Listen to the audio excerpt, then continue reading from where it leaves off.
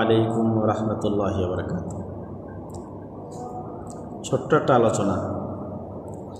আমরা আমাদের যখন মসজিদের ইমাম নির্বাচিত করি তখন দেখি মসজিদের ইমামের আচরণ কেমন, কথাবার্তা কেমন, চলাফেরা কেমন, বেঁকা চলে, হাঁটার সময় কি কেমন হাঁটে, ডাইন দিয়ে হাঁটে না বাম দিয়ে হাঁটে, চুল বড় না ছোট, টুপি কোন না মাথায় দেয়, লম্বা জামা না ফাড়া জামা, দাড়ি আছে না মুছ আছে, বিভিন্ন ইত্যাদি, তার চরিত্র কেমন, অনেক কিছু আমরা তখন ফলো করি আর এগুলো দেখি। এটা মসজিদের ইমাম হলো একটা গ্রাম বা একটা মহল্লার ইমাম।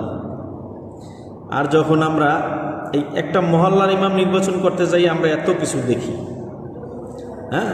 মসজিদের ইমাম যখন নামাজ পড়ায় সেজদাটা কেমনে দেয়, রুকুটা কেমনে দেয়, কোরআন তেলাওয়াত কেমন, এত কিছু আমরা দেখি একটা মহল্লার ইমাম নির্বাচন করতে যাইয়া। অথচ আমরা একটা থানার ইমাম, থানার এমপি এইটা নির্বাচন করতে যাইয়া আমরা এর 100 ভাগের 1 ভাগও দেখি না।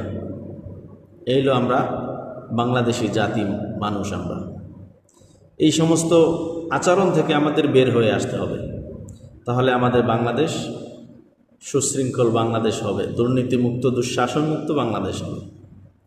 যখন আমাদের থানার একটা ইমাম, থানার এমপি ইমাম এই নির্বাচন করতে আমরা যখন যাব, ভোট দিতে যখন যাব, তখনও আমরা ওই চিন্তাটা করতে হবে যে 5টা লোক ইন্টারভিউ দিতে আসছে, মসজিদে 5টা হুজুর ইন্টারভিউ দিতে আসে, এর মধ্যে থেকে একজন পাস করে, বহুত কিছু দেখার পরে।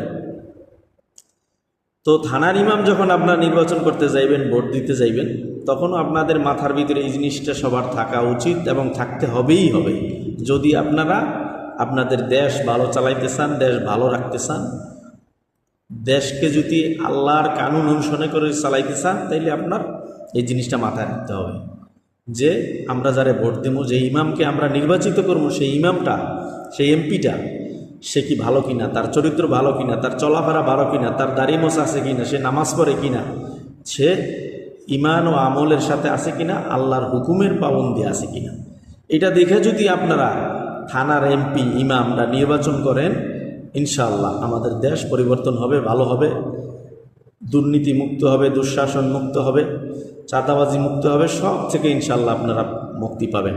আশা করি সবাই এই জিনিসটা ভবিষ্যতে খেয়াল করবেন এবং যারা যারা ইন্টারভিউ দিতে আসবেন, যারা থানার ইমাম হতে আসবেন, তারাও তাদের আমলগুলো সঠিকভাবে কইরা তারপরে তারা যাতে এই ইমাম নির্বাচিত হওয়ার জন্য তারা